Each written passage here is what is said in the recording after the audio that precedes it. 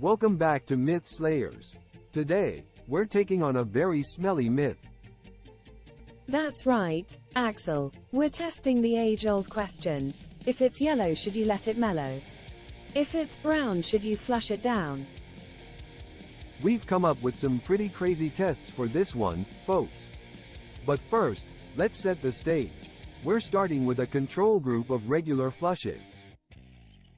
And for the sake of science, we're setting a timer for each flush to determine the water usage. Alright, our control group is finished. Now it's time to see if the myth is true.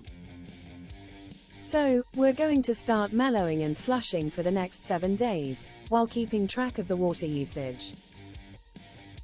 And to make sure things don't get too boring, we have some extra tests in store. First up, we're going to test the number of guests hypothesis. Does having more people in your home affect your water usage, and should you adjust your flushing strategy?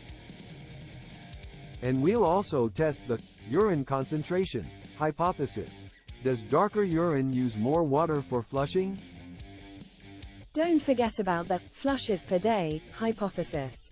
Do more flushes per day yield higher water usage? And finally, we'll test the liquid versus solid hypothesis. Does flushing liquids use less water than solids? So let's get started. Day 7, and we've completed all of our tests. It's time to reveal our findings. Based on our experiments, we can confirm that, if it's yellow, let it mellow, is indeed true, but, if it's brown, flush it down, is a myth. And that's a wrap for today's episode of Myth Slayers. Join us next time when we tackle another outrageous myth.